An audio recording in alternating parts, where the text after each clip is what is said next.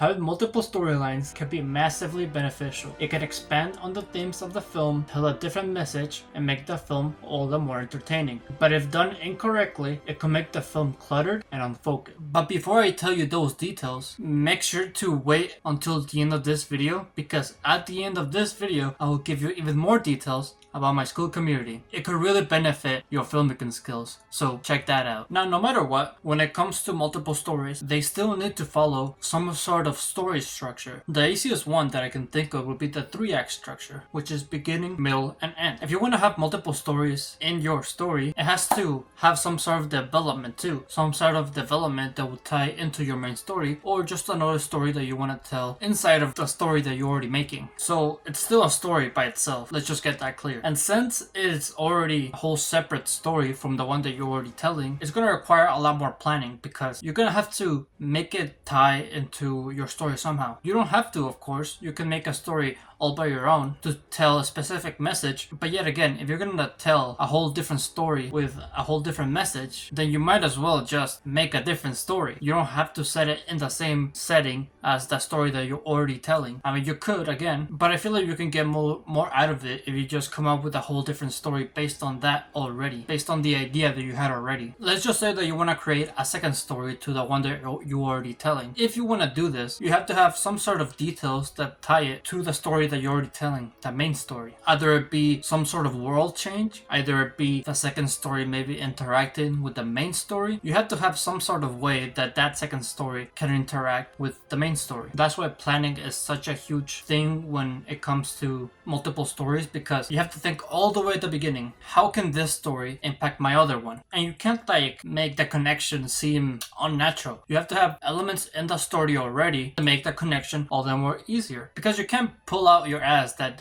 oh, this character and this character are gonna interact. Why? Because they ran into each other. You can't do that. That's unnatural and it feels rushed. You have to plant certain clues in your story that will make it much more natural for the characters and the second story that you told to interact with the main one. It seems really common, right? It seems like common knowledge to know these things. But yet again, some movies failed to do this. For example, Spider-Man 3. Venom and Sandman just ran into each other for no reason. There was no build-up, no connection between these characters. They just suddenly ran into each other and said, hey, let's team up. Everybody agrees that this should not have happened, because it's not natural, because the movie was rushed. So before I get into how these two stories, sub-stories, can connect naturally, I just want to add again and say that it's okay if you want to create your own separate story that's not connected to the main one. I mean, it can be successful after all. Fantasia is like a good example. This is something that just came to mind, but like Fantasia is like a good example where there's multiple stories and it works well because they give each story enough time to be fully developed and it doesn't impact the other stories. If you do it in that kind of format, then yes, it could work. Alright, so how do we make one story and have multiple stories that connect? Well, let's first talk about the character. Whenever you make like a whole separate story, usually you have like a second main character, right? Better Call Saul, we have Jimmy, and then we have Mike. In Nashville, we have a lot of people.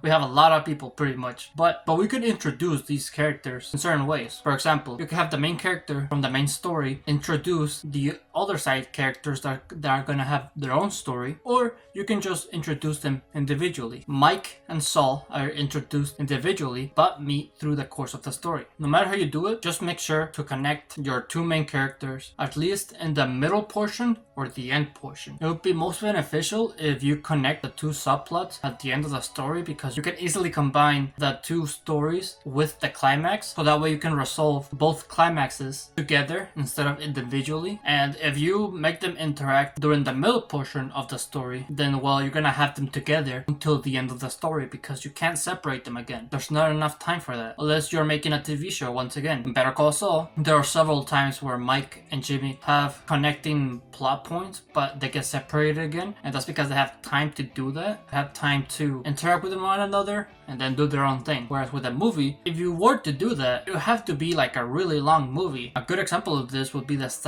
Zack Snyder cut of the Justice League. That movie is like 4 hours long and it has like a bunch of different subplot lines, and since it's 4 hours long, it works. They have time for that. But yet again, if your movie is 4 hours long, the more longer a movie is, the more expensive it's gonna be, and also the more demanded of the viewer. To be honest, I don't think a lot of people have time to spend like around 4 hours at a theater. I don't think people have that much free time. So making a film that's really long demands a lot of the viewer. That's why if you do want to do this, make sure it's a TV show. So going back to Better Call Saul though, this show has like, there's a reason why this show is so well made. Another aspect that I like a lot about the different plots in this show is the fact that whenever they do cross with each other, it is impactful. Whenever we see Mike and Jimmy, they either team up or have some sort of problem to solve, but it's in that moment. It's like a big deal because we only focus on that thing. Since in the show, our attention is driven between Mike and Jimmy. Whenever they're together, we pull our full attention to it because that's what we've been doing with both characters. And it also kind of disbalances the tone of the show because Mike's tone of the story and Jimmy's tone of the story are completely different. One's more serious and one's a little bit more laid back and not the highest stakes. I mean, don't get me wrong, the stakes are still real in Jimmy's side of the story, but Mike's side of the story is much more impactful. They're higher stakes. And so with those two tones of the story, whenever they do cross paths with each other, it makes it sort of like weird. Like these two crossovers aren't supposed to happen because if they do happen, massive repercussions. Like we know there's massive repercussions. And notice how both storylines impact different characters. There's like side characters when it comes to Mike's story and there's side characters when it comes to Jimmy's story. Like their plot points impact other people. Their conflicts impact other people as well. Whenever a big event happens on either side of the story, different characters are impacted by it. Either it be getting more enemies, either it be changing how the characters see someone else. There's different actions that certain people make in the show that affects others. And this is a really big thing because if you have other characters only impact one character, the movie is going to feel cluttered and unfocused. A good example of this would be Spider-Man 3. This movie pretty much revolves around Peter. Like, I'm pretty sure Peter Parker is the only one who has a character arc in the movie. Most of the other villains don't really have some sort of character arc.